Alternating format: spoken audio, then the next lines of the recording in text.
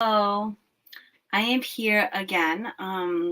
If you're watching the replay on LinkedIn or YouTube or Facebook or Instagram, let me know. Drop me a comment to show me your love and to show me that you're here. I'd love to say hi to you too. Today's live, my second live today, is about how Asian femmes can thrive in a white dominated workplace without overworking. Some things that I hear again and again by my clients is that they really need to make sure they're always working hard, or always at least seen as they're working hard, and have the posture of like being on and showing up and being available. Um, and that is something that is constantly creating like a sense of exhaustion and burnout and tiredness. And I wanted to talk about that today because the number one pain point that people come to me for is overworking. They're like, Angela, I'm showing up, I'm trying to be a quote unquote team player, and I'm trying to go above and beyond. I'm tired. I'm exhausted.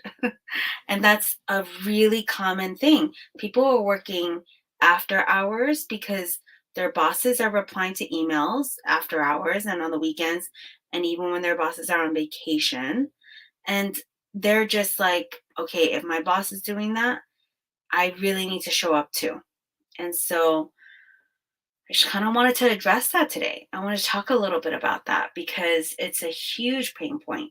People are having trouble unplugging. People are having trouble, like really stepping away and not overworking. Something about overworking that is really important to understand is that overworking comes as a result of something underneath that is driving people to protect themselves. Nobody signs up and says, "Hey, I'm going to wake up today and overwork and try to like put in 5 extra hours because I want to." Very few people, I mean, some people are like they love their job and they can't not do it. But most of us are like we're trying to like have a life too. um Outside of work. And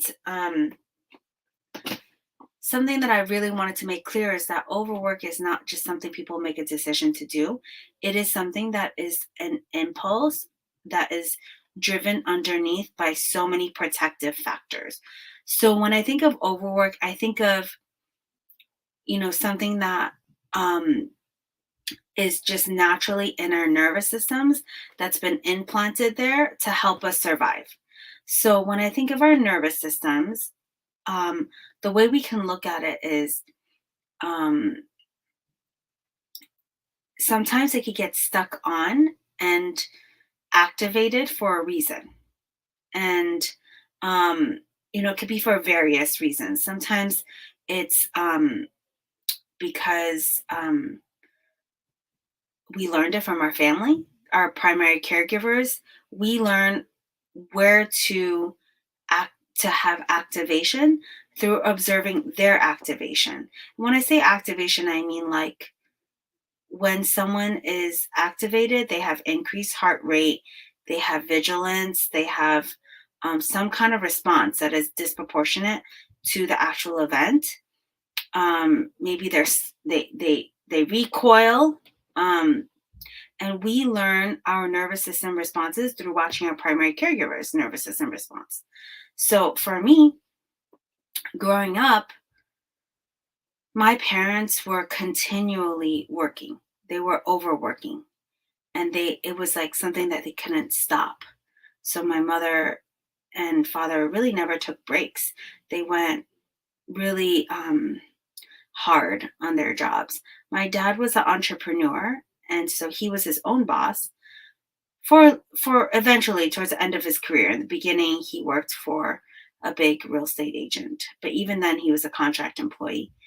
Um, And my mother, like I shared in past lives, worked for a big bank. So when I think of overworking, I think of an overactivation. When your nervous system is stuck and it gets overactivated and it stays there, it's on. So it's kind of like a go go go response. And it's like when you're driving a car and you have the gas and the brake. When I think of overworking, I think of the gas is this it's pressed on and there's no brakes. So you're just completely engaged always with your work. And part of why that happens is, like I said, some nervous system imprinting through primary caregivers. And, that is absolutely protective. It's kind of like in our primal ancestral times, if we think back to like prehistoric times, if you're, let's say you were a person living nomadically and you were hunting and gathering, and hunting and gathering system, um, how you gathered your food was you went out and hunt for your food. And part of a protective mechanism is you saw your cousin while you were hunting get killed by, let's say, a bear that jumped behind the bush at this location. Um, Even though you know that your cousin was killed in the past by that bear in that bush, and you know that bear is no longer there, every time you walk by that bush, your nervous system will tell you, ugh, like, watch out, watch out, because that anything might jump out. And at that point, it's arbitrary because in the past is the past, and um, there might not be a bear there anymore, but your nervous system is telling you and trying to protect you. And so, something that we talk about in the unburnout strategy is generational cycles. So we pass down protective mechanisms through our nervous systems intergenerationally. So something that happened 8 generations ago that is no longer the case right now, like there are no hunting and gathering societies that right now we may be a part of. Most of us are not. Um, but our ancestors communicate through nervous system responses to protect us from danger, perceived danger.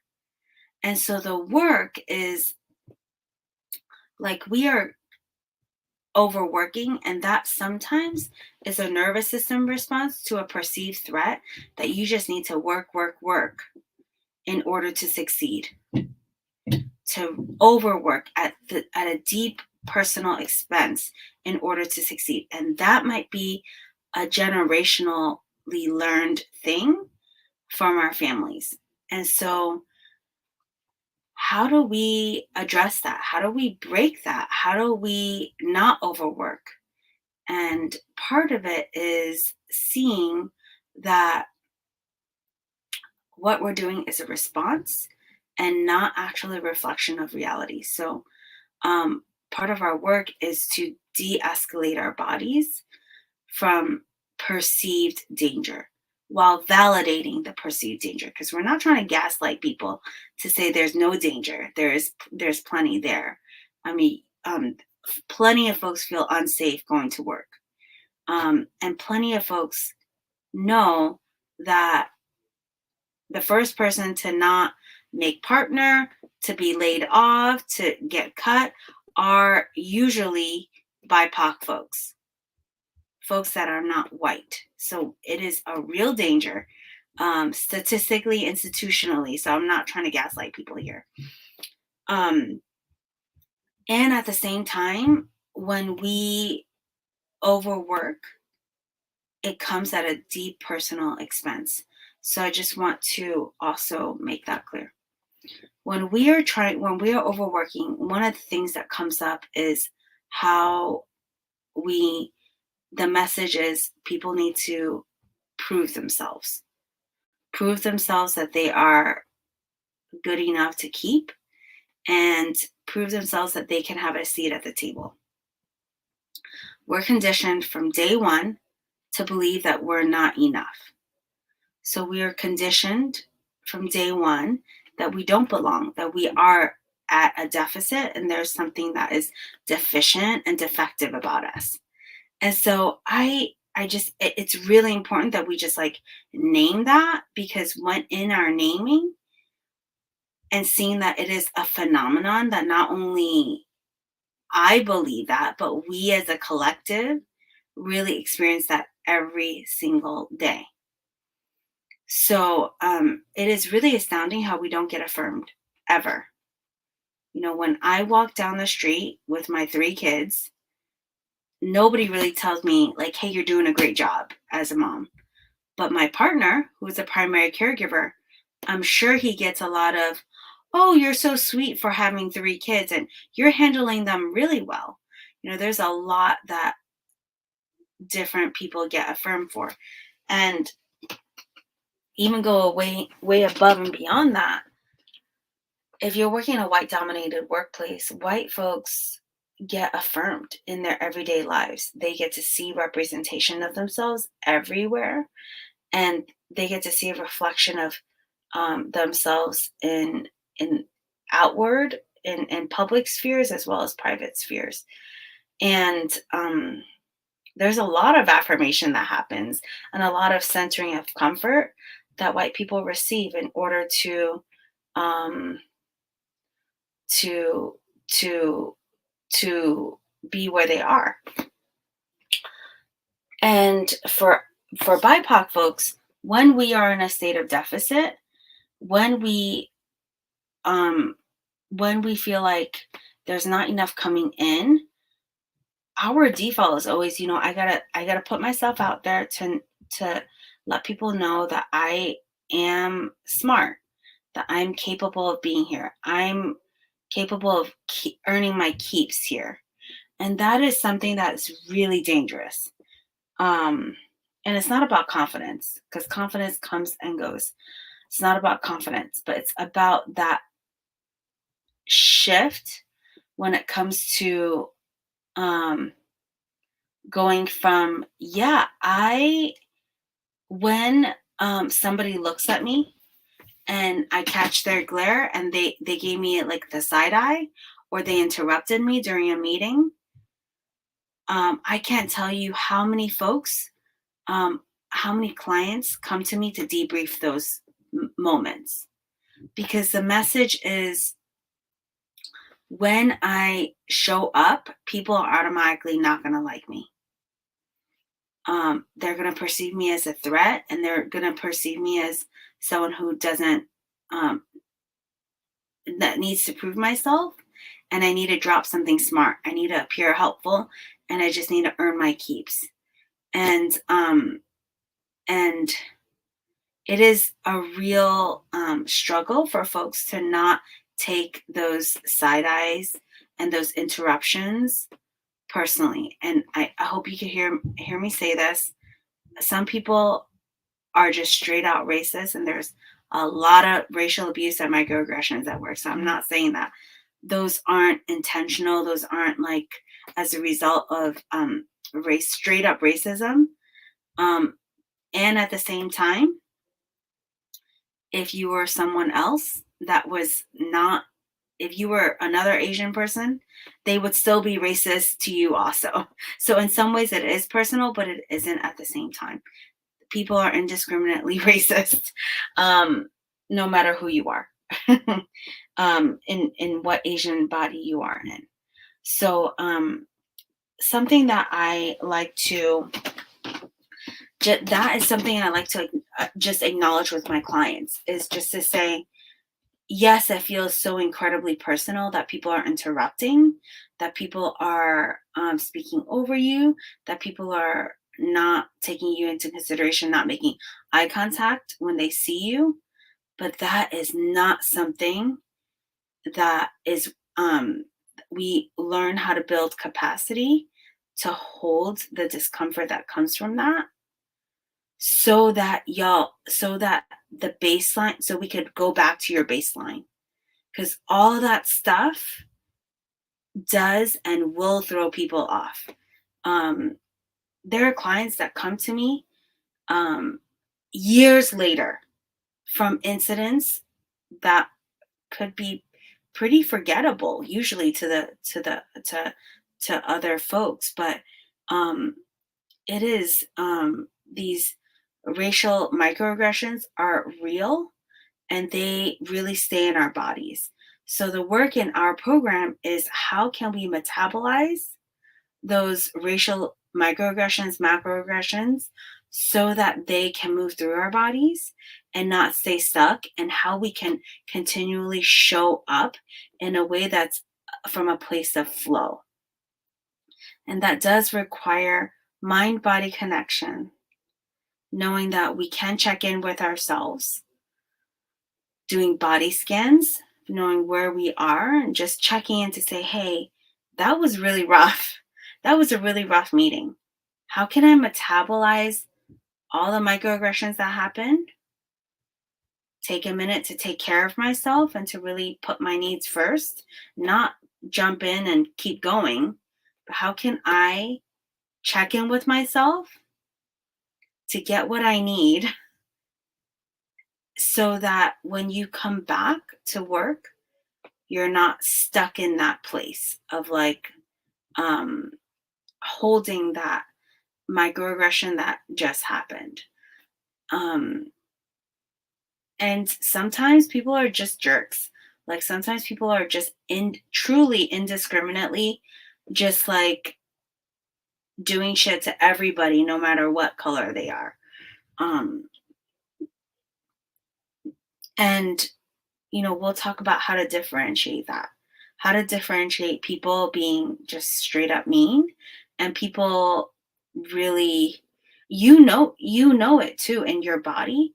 We all have radar for this stuff because we've developed the skill of walking in this world in a way that is really attuned to racism. Um, and so that is part of our work, is to continue to process and metabolize the microaggressions that happen at work, so that y'all can keep showing up in a way that operates out of your flow and out of maximum space for agency and choice to happen. So y'all can choose, do I keep going, which is totally fine? Do I slow down, or do I just stop? And so that's a flexibility thing that your nervous system can have. But y'all know, whenever events throw you off, it could leave you feeling so raw. And everyone has moments where they are left, leave board meetings, they leave team huddles, they leave like one-on-one calls with their supervisors or team feeling so raw. And because of what somebody said or somebody did. And all these incidents over time contribute to workplace burnout. And so I want to continue to talk about that and continue to address that in my group program. So I would love to invite you to join, and the application link is in the unburnoutstrategy.com, and I hope to see you there at to schedule a phone call or to schedule a one-on-one meeting with me is on my website. Hi, Christina. Good to see you. I will talk to you soon, everyone, and looking forward to seeing you at the next live. Bye.